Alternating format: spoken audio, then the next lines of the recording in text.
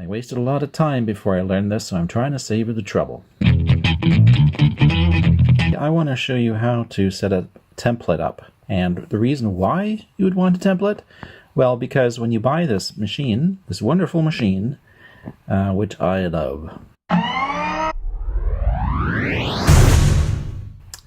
it's defaults. It defaults. So whenever you go, you have 99 memories, but every time you go to a new memory, the settings will default. The settings meaning, you know, where how the effects are set up, what outputs are assigned, whether this is set up to record, you know, all at once and play back all together, or to play back in series.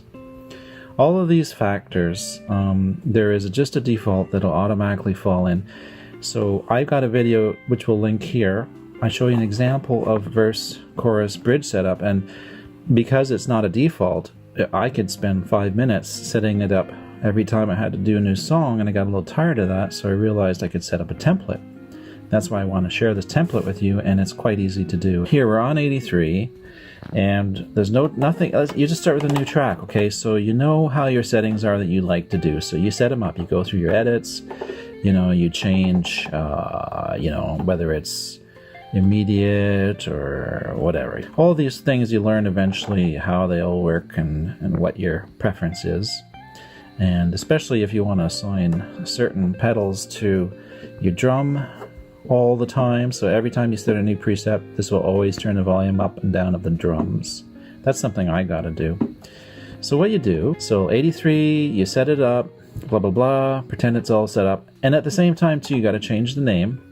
You push memory edit once, left over once, and then you've got the active cursor.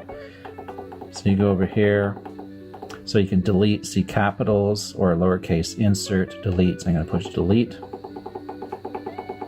Okay, I'm just going to put A, but let's pretend A is my template A, okay? Template A. So I'm going to write name, yeah.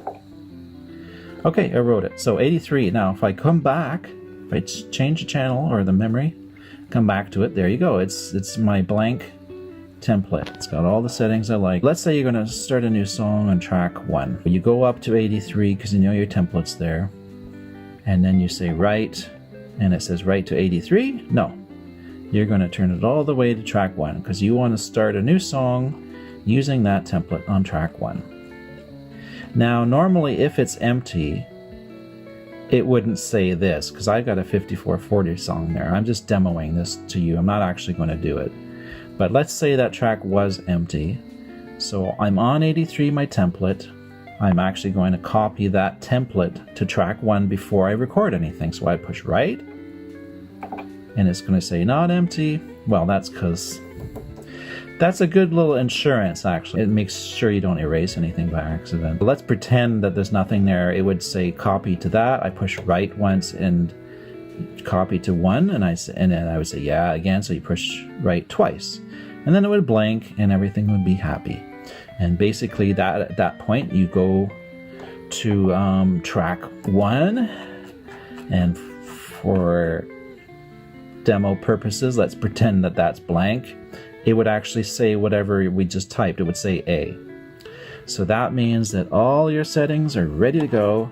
It's just a matter of you starting to record, which will save you a lot of time, trust me. I wasted a lot of time before I learned this, so I'm trying to save you the trouble. In case you didn't catch all that and you want me to do it again, let's do it here. Alright, so you've got your template. You've made all the settings you liked, you've pressed right twice, and it's saved, and it says A. So, you know, it's a template A, it's empty. Now, you don't want to record on that. Ideally, you want to keep this empty and just use it as your template reference. So you would go, okay, so if you're going to record number 2 track, and you want to copy this template, you just go right, and it says write to 83. You say, no, I want to write to number 2, you silly RC300 machine. And then you go number 2, and well, I've got something there. So, but let's pretend there's nothing there. You press it once, and you press it twice, and voila. Now track 2 has all your settings saved. So that's basically it. I think I was clear. I hope I was clear. If there was anything I was not clear about, just leave a comment down below. And thanks for watching. Please share and subscribe. Bye.